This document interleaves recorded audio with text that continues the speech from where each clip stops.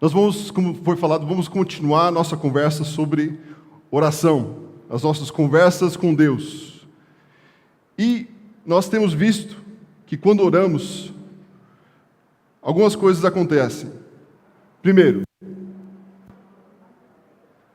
somos relembrados de quão grande e poderoso é nosso Pai Celeste. Nós aprendemos isso.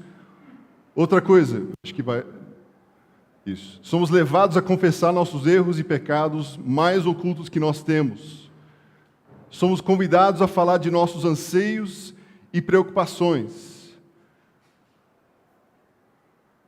Somos transformados pela consciência do seu imenso amor e também somos agraciados com o maior conhecimento da pessoa, de Deus e de nós também. Nós queremos lançar luz a essa prática, porque existe muita confusão sobre a oração. Muita confusão sobre oração no nosso meio, na cultura brasileira, no mundo inteiro. E hoje nós vamos olhar uma conversa entre Neemias e Deus. Neemias é um cara que eu gosto muito, porque ele é um cara que mistura o que ele faz bem, como também um servo de Deus. E é um exemplo de um homem que é um líder tremendo no povo de Israel. Porque o que a gente precisa lembrar é que toda oração tem um contexto. O contexto maior, nós vamos voltar no tempo e olhar um pouco sobre a história de Israel. Eu sei que talvez isso não pareça tão interessante, mas é interessante saber um pouco sobre o contexto dessa oração que a gente encontra de Neemias. Em Israel, cerca de 1000 anos antes de Cristo, existia só um reino. Israel era completo. Unificado, os 12 tribos de Israel estavam debaixo do mesmo rei. O primeiro rei de Israel foi Saul. O segundo rei de Israel foi Davi.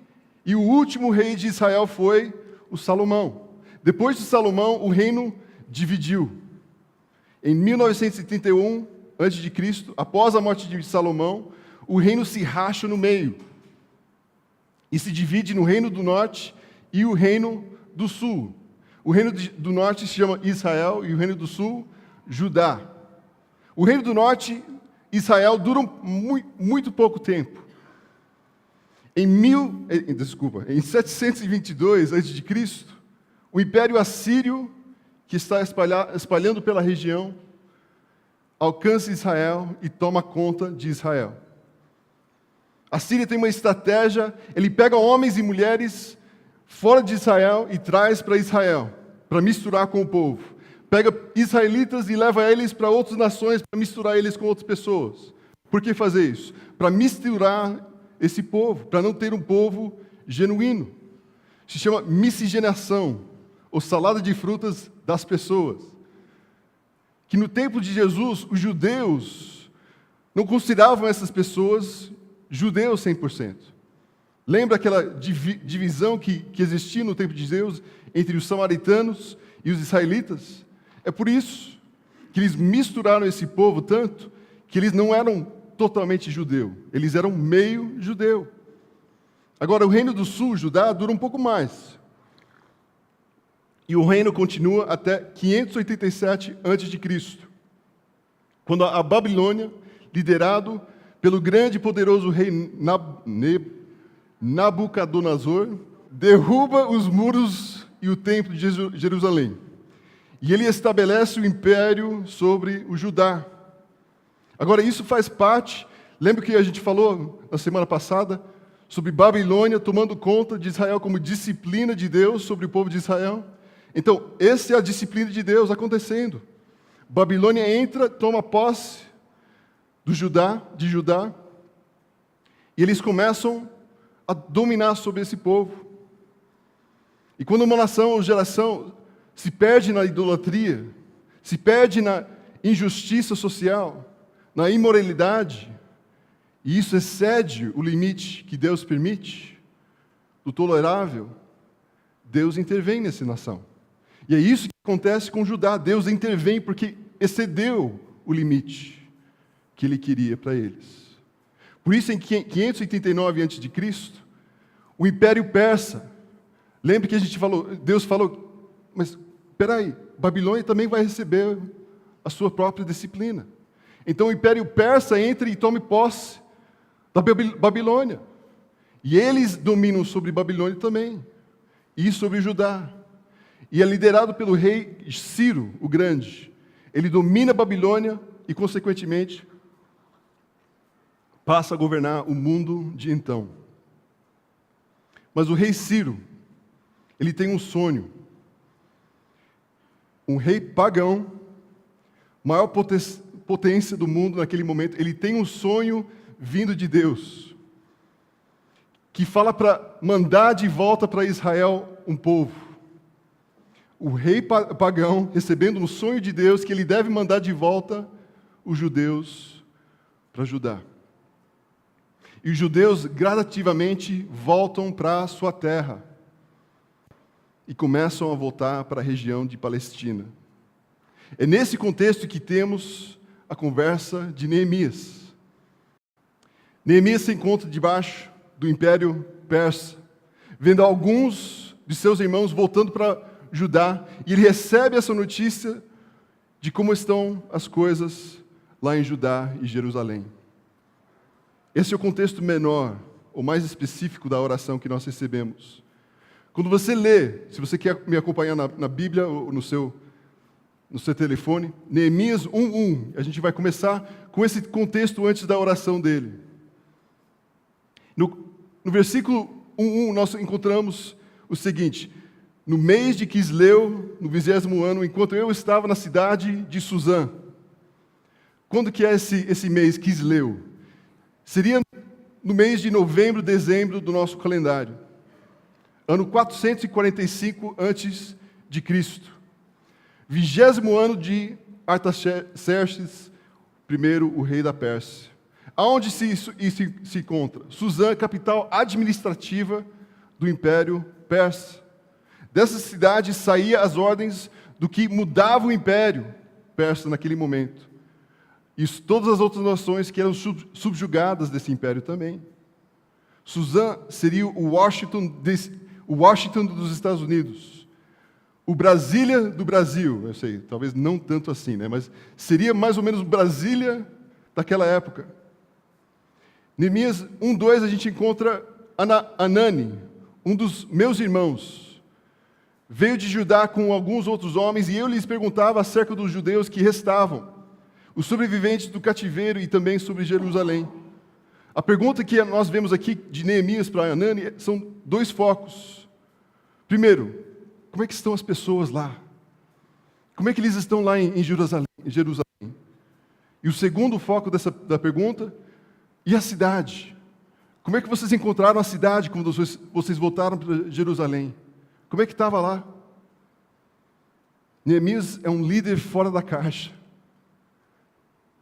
Muitos líderes dizem, meu negócio é cuidar de pessoas. Eu não gasto muito tempo com projetos. O meu negócio são pessoas, eu gosto de lidar com pessoas. Outras pessoas, não, eu aguento pessoas, mas meu negócio é lidar com projetos, estruturas, números. Números não me dão problema como pessoas me dão problema. Neemias, por preocupar com pessoas, ele lida com estruturas. E ele lida com estruturas pensando em quem? Pessoas. Olha a resposta de Anani. Segue a pergunta de Neemias primeiro. E eles me responderam, aqueles que sobreviveram ao cativeiro e estão lá na província, passam por grande sofrimento e humilhação. Neemias recebe a notícia. As pessoas que estão em Jerusalém estão sofrendo. Estão sendo humilhadas. É um momento muito difícil para o povo lá em Jerusalém. Daí ele fala sobre as estruturas. O muro de Jerusalém foi derrubado e suas portas foram destruídas pelo fogo. Na antiguidade, uma cidade que não tinha muro era totalmente exposta. Uma cidade nem é considerada cidade, porque não podia proteger as pessoas que estavam dentro. Era mais como uma vila. Também politicamente era morta. Sem comércio. As pessoas não iam investir o seu comércio em uma cidade que não tinha muros. Por isso que as pessoas estão sofrendo lá em Jerusalém. Porque as estruturas da cidade foram destruídas. E aqui em Neemias a gente encontra que ele desconstrói falsas dicotomias. Primeiro, a gente tem dicotomia de pessoas e projetos. E você vai perceber na história de Neemias que ele não é o tipo de líder que diz, eu me dedico a projetos, porque não me identifico com pessoas. Nem o tipo que fala, eu me dedico a pessoas, porque eu não consigo lidar com estruturas. Neemias tem compaixão pelas pessoas. E porque ele tem compaixão das pessoas, ele se dedica a projetos. Por exemplo, alguém que tem compaixão da saúde das pessoas, o que eles vão querer fazer? Hospitais melhores, postos de saúde melhores, porque isso vai ajudar quem? As pessoas. Alguém que tem compaixão pelas crianças, pela educação, vai investir o quê? Escolas, universidades, porque eles têm desejo de ver o bem para as pessoas e as crianças. Não existe essa dicotomia entre pessoas e projetos. Os dois são ligados. Da mesma forma seria se eu e Fernando eu me dedicasse à igreja, à administração da igreja, e não preocupasse com vocês. Não funciona assim. E o Fernando não pode só preocupar com vocês e largar a administração da estrutura. Se nós amamos vocês, nós vamos investir em o quê? Nas estruturas da igreja. Porque nós queremos o melhor para vocês. Também tem essa dicotomia entre dependência e planejamento. Essa falsa dicotomia. E Neemias põe por terra essa falsa dicotomia, muito prevalente nas igrejas, de dependência de Deus e planejamento. E, gente, isso acontece demais com os crentes. Tem pessoas que pensam, quem planeja não confia em Deus. Eu já ouvi isso de pessoas. Quem planeja não está confiando no que Deus pode fazer. E quem confia em Deus não planeja. É uma falsa dicotomia. Como você vai enfrentar essa crise? As nuvens estão pretas no ar, no horizonte. O que você vai fazer? Daí a pessoa chega, Deus vai prover. Deus proverá. Mas não planeja nada para isso. E da mesma forma, pessoas que só planejam sem pedir ajuda de Deus. Eu confio que Deus vai me guardar. Mas daí eu não faço nada. Nós não servimos um Deus assim. Nós servimos um Deus que está no controle, que eu confio, mas também que nós precisamos agir, nós podemos agir. Já ouviu a história do caipira, que foi para a igreja? Não tem nenhum caipira aqui, tá? Caipira que foi para a igreja domingo, ouviu a pregação do pastor, falando sobre o Salmo 34, onde diz, os anjos do Senhor acamparão sobre aqueles que o temem. Ele entra com isso na cabeça, ele está voltando para casa, os anjos do Senhor se acampam ao redor daqueles que o temem. E, voltando para casa, ele decidiu cortar o caminho pelo campo, e quando ele está pronto para pular a cerca, tem um cara lá sentado na cerca, falando, ó, os touros estão soltos hoje à noite. Mas os anjos do Senhor o acamparão sobre aqueles que o temem. Tá, mas o touro está solto. Mas você não está entendendo. O anjo do Senhor acampa ao redor daqueles que o temem. Tá bom, mas o touro está solto. E o caipira entra no campo e passa. No próximo dia, ele se encontra no hospital todo arrebentado, triste.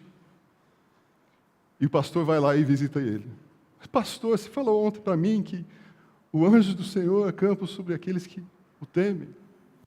Sim, o anjo estava falando para você que o touro está solto ontem. Muitas vezes a gente não escuta e não faz as coisas que a gente precisa fazer, pensando que Deus vai prover, quando Ele está provendo e a gente não está vendo.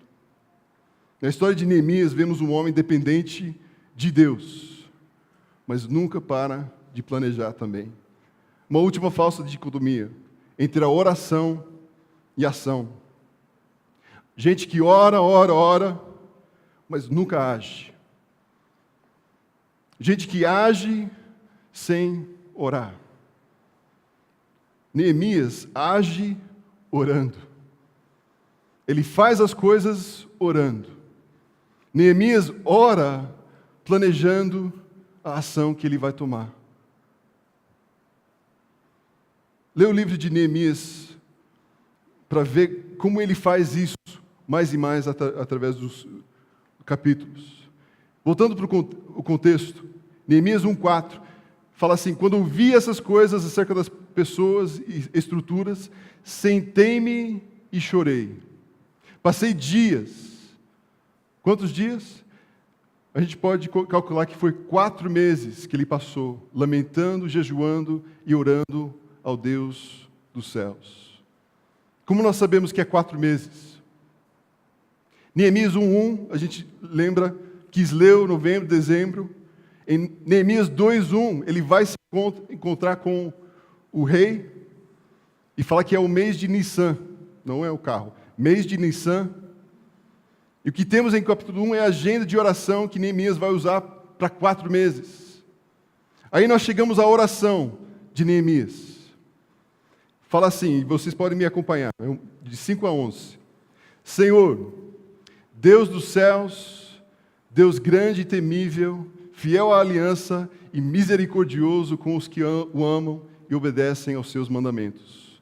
Que os teus ouvidos estejam atentos e os teus olhos estejam abertos para ouvir a oração que o teu servo está fazendo dia e noite diante de ti em favor de teus servos, o povo de Israel. Confesso os pecados que nós, os israelitas, temos cometido contra ti.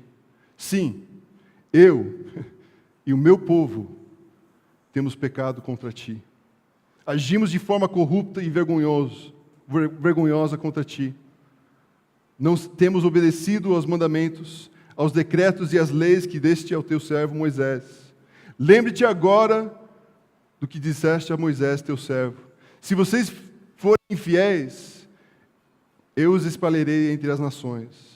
Mas se voltarem para mim e obedecerem aos meus mandamentos e o puserem em prática, mesmo que vocês estejam espalhados pelos lugares mais distantes debaixo do céu, de lá eu os reunirei e os trarei para o lugar que escolhi para estabelecer o meu nome.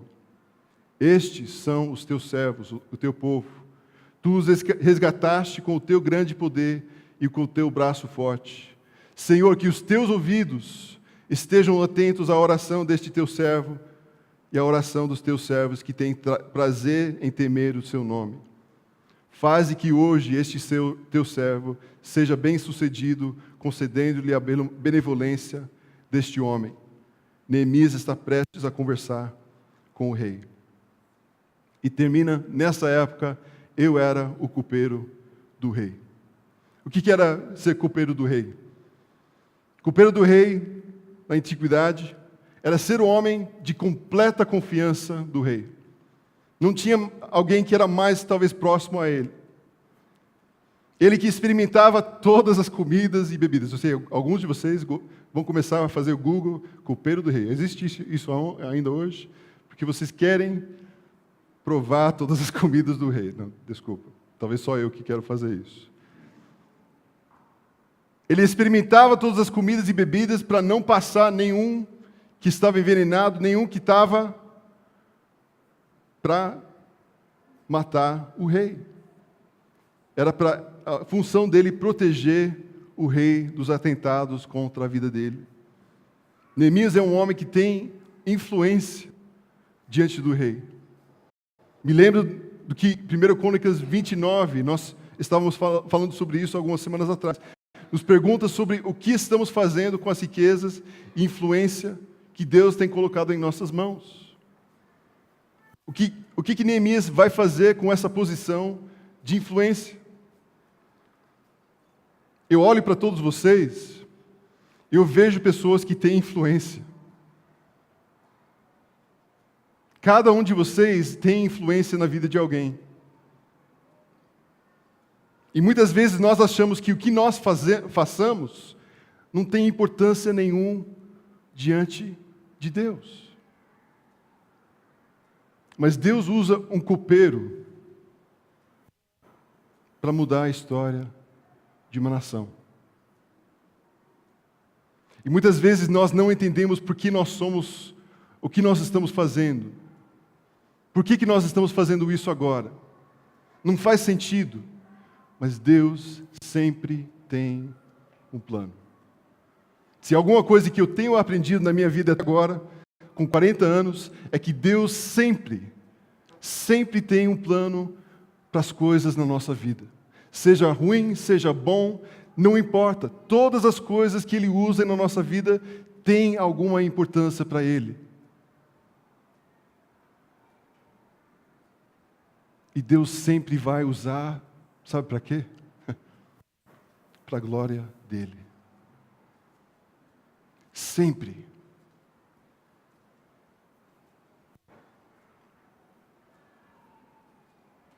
Neemias tem a decisão de pensar, de escolher o que ele vai fazer com essa posição que ele tem, de influência. Ele vai usar para o seu próprio bem-estar, curtir a vida de copeiro do rei, vivendo no palácio. Vai usar para continuar ganhando muito dinheiro e vivendo bem. Ou ele vai usar essa influência para construir algo que fica na história, para abençoar gerações futuras. Olha o que acontece. Recomeços demandam sempre alguma coisa. Recomeços demandam, primeiro, conhecimento de quem Deus é. Para você recomeçar na vida, para tomar decisões que visam um recomeço, para você retomar sua caminhada espiritual, familiar, profissional, conjugal, você primeiro tem que reconhecer quem Deus é. Por isso que Neemias começa a oração fazendo menção de 3 características de Deus. Primeiro, versículo 5, que Ele é grande. Deus grande e temível. Quando Neemias olha para as circunstâncias todas, da situação do povo de Israel em Jerusalém, com os muros acabados, com o povo sendo humilhado e sofrendo, ele não sente esperança pelo futuro. Ele não consegue ter esperança com o que ele vê com seus olhos. Mas quando Neemias ora, ele lembra que Deus é grande, que Deus é temível. Ele passa a crer em quem Deus é, e não no tamanho das adversidades que está enfrentando. O Louis Giglio, um pastor americano, ele fala a frase: a vida é... Deus é grande, tome o próximo passo. A vida é curta, Deus é grande, tome o próximo passo. Às vezes a gente enrola demais na vida. Gastamos tempo demais dialogando, tentando resolver o passado da nossa vida. Tentando resolver questões emocionais da nossa vida. Tentando resolver conflitos. Nós precisamos cair na real. A vida, gente, é curta. É um sopro, é uma sombra. Deus é grande. tome o próximo passo na sua vida. É isso que acontece com Neemias. Apesar de ter todo o prestígio do corte, ele entende que a vida é curta, que Deus é grande e que ele precisa tomar um passo. O segundo atributo que ele menciona, Deus é fiel. Eu sei que a gente vê isso diariamente nos nossos carros, a gente ouve isso diariamente, a gente até vê em lojas comerciais. Mas essa fidelidade que ele está falando aqui é fiel à aliança que ele tem conosco. Neemias tem uma profunda convicção das promessas que Deus fez a ele no passado. Promessas que todos nós devemos ter em mente quando passamos por dificuldades. Uma das promessas que a gente provavelmente já leu uma vez, Josué 1:9. Se você quer anotar isso para lembrar isso depois, Josué 1:9. Seja forte e corajoso. Não se apavore, nem desanime, pois o Senhor, o seu Deus, estará com você por onde você andar. Jay, por que você fica tão preocupado com as coisas? Por que eu fico com medo? Por que eu ando ansioso? Se Deus já prometeu para cada um de nós, seja forte e corajoso. Deus está conosco. Outro, que é um versículo chave da minha IWD. Provérbios 3, 5, 6. Confie no Senhor de todo o seu coração e não se apoie em seu próprio entendimento. Reconheça o Senhor em todos os teus caminhos e Ele endireitará as suas veredas. Que promessa, gente, que a gente tem já na nossa vida. E por que a gente esquece tanto? Que a gente duvida tanto de Deus na nossa vida? Outro, Filipenses 1:6. Aquele que começou, o quê? Uma boa obra em vocês, vai completá-lo até o dia de Cristo Jesus. Eu sei, existem momentos na vida onde Deus começa uma obra em nós que parece incompleta aos nossos olhos. Parece que não foi totalmente completo. Talvez estamos no deserto nesse momento da nossa vida. Ou talvez numa cirurgia delicada que Ele está fazendo conosco, na nossa vida espiritual. Mas Deus não nos deixa na mesa de cirurgia para morrer. Deus não nos deixa no deserto para morrer. Ele prometeu para nós que vai completar a boa obra que começou em nós. E talvez a maior promessa sobre a fidelidade de Deus conosco, 2 Timóteo 2:12. Se nós somos infiéis, se nós somos infiéis, Deus permanece fiel.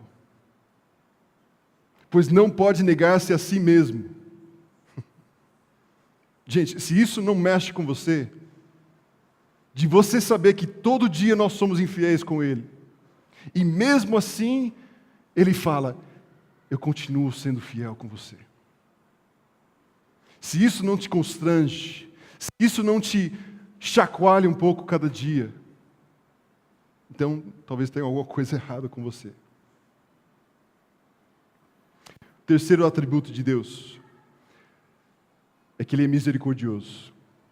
Parece que essa palavra tem surgido muito nessas últimas semanas, não tem? Que Deus é o quê? Misericordioso. Ele é misericordioso com aqueles que o amem, no versículo 5, que o amam e obedeçam os seus mandamentos. Jesus fala a mesma coisa em João 14:23. Se alguém me ama, guardará a minha palavra. Recomeços demandam, primeiro, nós conhecer quem Deus é. Segundo, a perseverança na oração. Versículo 6 começa assim: que os teus ouvidos estejam atentos e os teus olhos estejam abertos para ouvir a oração que o teu servo está fazendo dia e noite. No texto original, essas palavras, a oração que o teu servo está fazendo, não é pontual. É algo que continua, é um processo que ele tem feito ao longo de 4 meses. Aponta para a agenda de Neemias na oração. A expressão dia e noite mostra a intensidade que Neemias estava pregando. Passa 4 meses, quando os olhos abriam, ele começou a orar. E antes de dormir, quando ele fechava, ele orava a mesma coisa. E no nosso mundo imediatista que nós vivemos, será que temos usado a prática de oração com perseverança? Dia e noite. Durante 4 meses a gente tem passado, pedido a Deus, quando a gente acorda de manhã, Deus, me ajuda nessa área da minha vida. E antes de dormir, Deus, continua me ajudando nessa área da minha vida. Eu sei que eu tenho falhado nisso. Eu preciso intensificar as minhas orações com Deus. Uma prática que é perfeita para vocês que são pais, para vocês que são solteiros, para vocês que estão talvez passando por um recomeço na sua vida, é oração. Pais, orem para os seus filhos. Olha para eles na cama e fala: Deus, ajude esse menino a ser o servo que o Senhor quer. Deus, ajuda essa menina a ser a mulher que você quer usar na vida dela, no seu reino. Talvez um pouco mais extremo. Pai, ajuda o Adam a achar uma mulher que te honra e que honra ele. Pai, ajuda a Megan a achar um marido que serve o Senhor, que obedece o Senhor.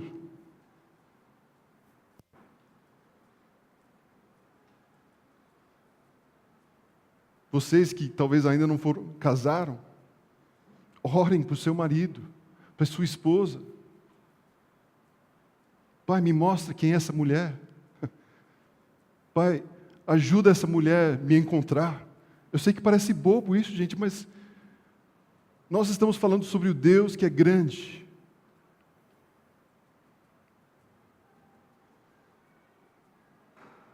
No mundo imediatista, nós só oramos quando o quê? A água está batendo no nariz. O Adam já achou a mulher que ele vai casar e a gente fala: Deus, ajuda ela a ser uma ótima esposa para ele. Pai, guarde alguém, mas daí a gente acha outra pessoa. E não exercemos a perseverança na oração. Jovens, quando vocês estão procurando emprego, Pai, me coloca na empresa onde eu posso te glorificar, onde eu posso te honrar com a minha vida. Me leva para o lugar onde você quer que eu esteja, que eu tenha mais impacto na vida das pessoas lá. Será que a gente ora assim? Eu sei que muito na minha vida que eu já passei e que não deu certo foi porque o Jay foi atrás. O Jay orou: Pai, me abençoe nesse novo etapa da minha vida, mas eu vou e faço do meu jeito. E Deus quer que nós chegamos a Ele e fala: me mostra, traz para mim o que o Senhor quer. Recomeços também demandam reconhecimento do erro.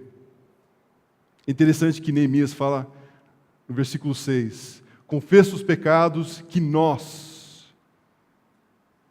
todos nós, os israelitas, temos cometido contra ti. Daí, se isso não for enfatizante de novo, suficiente, ele fala: sim, eu e o meu povo, temos pecado contra ti. Recomeços demandam duas coisas essenciais. Você parar de apontar no que o outro errou e passar a reconhecer que você é parte do erro. Pessoas que se divorciam sem esse momento de reflexão, a maioria das vezes se dão mal outra vez. Uma pessoa divorciada, as estatísticas falam, tem 50% mais chance de um novo divórcio do que alguém que nunca passou pelo divórcio. Por quê? Porque sai de uma relação e não é capaz de assumir os seus próprios erros. Sempre é a culpa do outro. Neemias está falando de erros cometidos no passado de uma geração que ele nem era vivo ainda. Ele diz, nós erramos. Eu não estava lá, mas nós erramos. Versículo 7, agimos de forma corrupta e vergonhosa contra ti. Neemias não está falando aqui, os deputados lá, os senadores, têm agido de forma corrupta e vergonhosa. Ele fala, nós temos agido de forma errada. Não temos obedecido aos mandamentos, aos decretos e às leis que deste ao teu servo Moisés. Não existe como ser bem-sucedido em recomeços sem a consciência de onde e quando se falhou. Recomeços na área profissional, você precisa identificar o que você errou no seu último trabalho, no último emprego. O que eu poderia ter feito melhor? O que eu fiz errado para eu sair da empresa? Meu último casamento, qual parte do divórcio foi minha culpa? O que eu fiz errado? Mas nunca fazemos isso. Nós passamos para a próxima etapa da nossa vida sem avaliar o que fizemos de errado. Nós precisamos identificar onde errou e tomar posse ou tomar reconhecimento disso. Se não identificarmos os erros do passado, sabe o que vai acontecer? A gente comete os mesmos erros de novo. E eu sei, isso demanda tempo. Isso demanda a gente parar e analisar a nossa vida. E a gente não gosta disso. De avaliar as coisas ruins da nossa vida. A gente gosta de avaliar as coisas boas, aí a gente coloca no Facebook. Mas as coisas ruins a gente deixa de lado e espera que ninguém pergunte sobre isso. É como cristão criticar a igreja. Você já ouviu isso acontecer? De cristãos, de discípulos, criticando a igreja. Eu sei, aqui na comunidade isso não acontece, porque nós somos todos quase perfeitos. Mas pessoas falam assim, porque na nossa igreja faz isso errado. Faz isso e não está certo isso. Como se eles não fizessem parte da igreja. Não conseguem se colocar no lugar de Neemias e falar, nós, como igreja, nós falhamos nessa área como comunidade. Nós não fizemos isso bem na nossa comunidade. É mais fácil apontar, a igreja não faz isso certo. Vamos trazer um pouco mais perto da nossa realidade. Quantas brigas conjugais poderiam terminar hoje se o casal ou cônjuge orasse na primeira pessoa do plural? Acabou a briga. Nós erramos. Berê, nós erramos. Não foi você, foi nós. A questão não é mais quem está errado. A questão é reconhecer que nós, como casal, erramos. Recomeços demandam realinhamento com a palavra. Neemias ousa lembrar de Deus, das promessas que Deus tinha dito a Moisés. Versículo 8. Lembre-te agora do que disseste. Não é engraçado isso? Um cara pedindo Deus lembrar o que ele disse ao teu servo. Se vocês forem infiéis, eu os espalharei entre as nações. Mas, se voltarem para mim e obedecerem aos meus mandamentos e o puserem em prática, mesmo que vocês estejam espalhados pelos lugares mais distantes debaixo do céu, de lá eu os reunirei e os trarei para o lugar que escolhi para estabelecer o meu nome. Neemias está só lembrando Deus o que ele disse, lembrando as promessas que Deus já nos deu. Gente, para orar, nós precisamos estar cientes do que Deus já disse no passado. E na palavra de Deus. Por isso que nós encorajamos vocês de ler a palavra de Deus. Lê a Bíblia, gente. Porque tem muitas promessas que a gente vem pedindo Deus e Ele já respondeu para nós. E muitas vezes a gente vai contra o que Deus já nos falou, porque não sabemos o que está escrito. Se você quer orar melhor, comece a ler um trecho da Bíblia e depois ora sobre isso. Isso vai renovar o seu tempo de oração, porque você vai pegar as coisas que Deus já disse, já nos prometeu e vai aplicar na sua vida. Neemias fala no versículo 10, estes são os teus servos, o teu povo. Nós estamos arrependidos, nós erramos, nós voltamos à tua palavra. Tu os resgataste com o teu grande poder e com o teu braço forte. Recomeços demandam novas atitudes. Último ponto. Desculpa. Brincadeira. No final da oração de Neemias, versículo 11, Senhor, que os teus ouvidos estejam atentos à oração deste teu servo e à oração dos teus servos que têm prazer em temer o teu nome. Faze que hoje este teu servo seja concedido, concedendo-lhe a benevolência deste homem. Lembre, Neemias está pronto, prestes a entrar na sala de jantar do rei. Alguma coisa parece ter dito para Neemias que hoje é o dia para ele conversar com o rei. O rei e a rainha estão sentados, esperando Neemias servir. E Neemias, depois de ouvir tudo o que aconteceu com Jerusalém, tem um plano simples, que encontramos no capítulo 2. Ele vai pedir algumas coisas bem simples para o rei. Fácil. Primeiro, rei, eu preciso de alguns dias de folga. Alguns, talvez meses. Talvez alguns anos eu vou precisar sair um pouco. Eu sei que eu sou importante para o Senhor, mas eu preciso tirar uma folga. Tem mais uma outra coisa. Rei, eu também preciso de alguns homens do exército para me acompanhar até Jerusalém. Já estava esquecendo a última, desculpa. Estou precisando de dinheiro. Preciso de uma folga, alguns dos seus homens, e estou precisando de dinheiro para reconstruir Jerusalém. Só isso.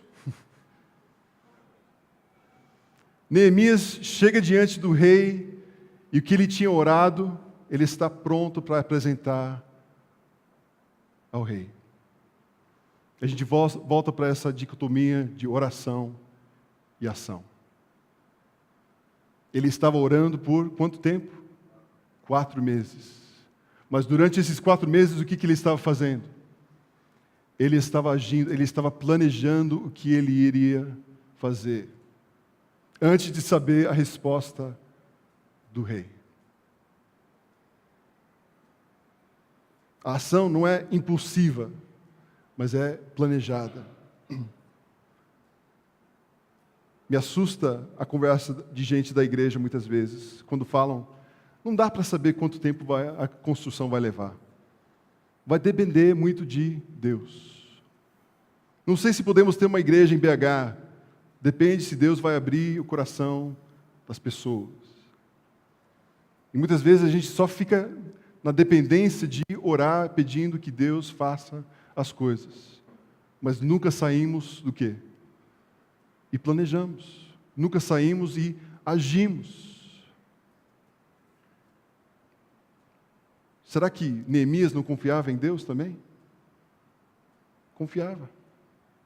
Mas ele orava, confiava e planejava.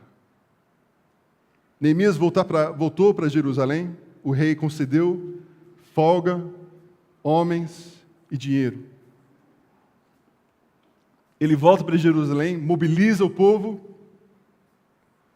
reconstrói os muros de Jerusalém, e em Neemias 6,15, um versículo talvez despercebido, você não vai achar grande coisa, encontramos o versículo que fala: o muro ficou pronto em 52 dias.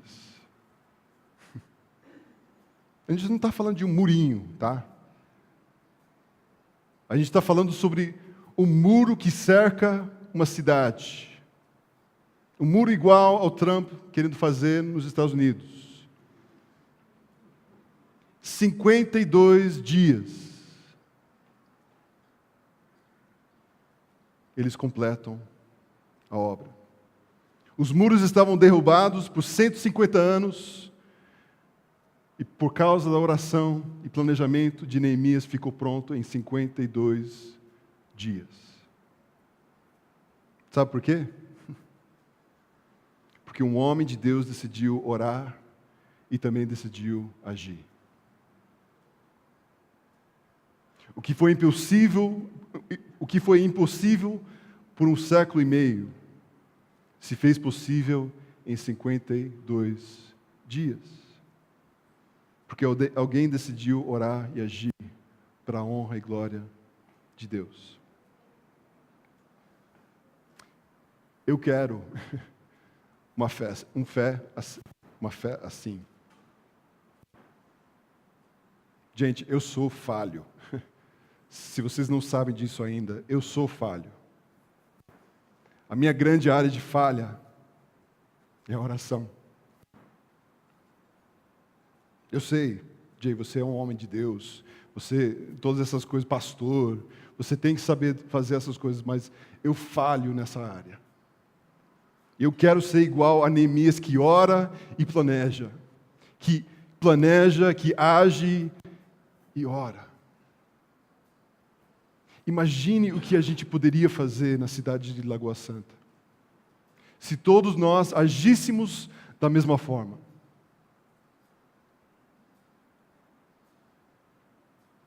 Se orássemos, Deus nos mostra o que o Senhor quer que a gente faça. E ao mesmo tempo a gente vai procurando as coisas onde Deus já está trabalhando nessa cidade.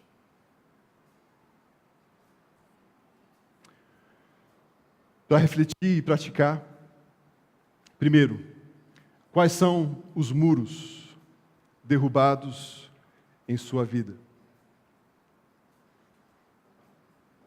Quais são as áreas da sua vida que você está recomeçando?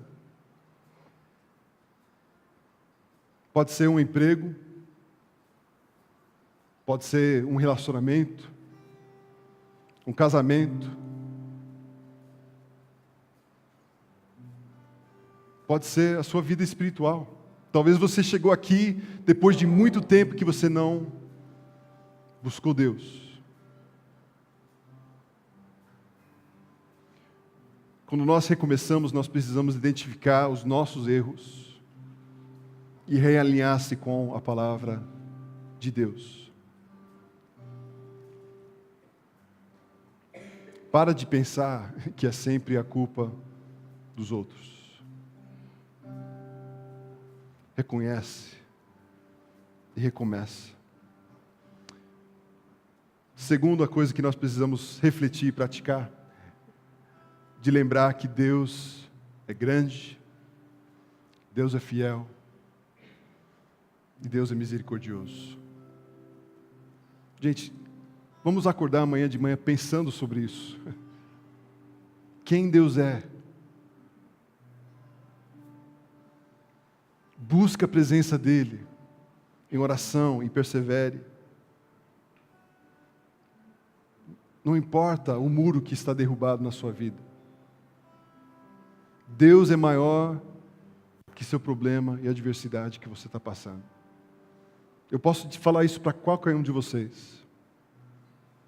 Qual for que seja o problema que você está enfrentando hoje, Deus é maior.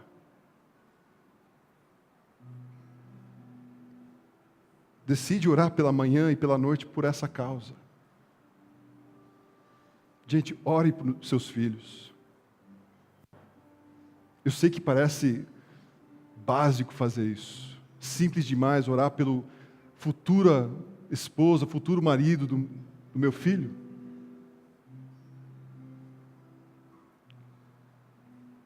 Mas tem efeito na vida dessas pessoas. Ore pelo sua cônjuge, sua família, sua carreira profissional, futuro relacionamento. Por quê? Porque Deus é grande, Deus é fiel e Ele é misericordioso. E por último, quais são as atitudes que precisam ser tomadas? Ore planejando e planeje orando. Não caia nessa de ficar orando e orando, esperando Deus falar para você em uma visão que você deve fazer algo. Ore e planeje, planeje e ore. Pai, todos nós precisamos mais e mais do Senhor em nossas vidas. Todos nós precisamos reconhecer quem o Senhor é em nossas vidas. E lembrar que o Senhor é grande,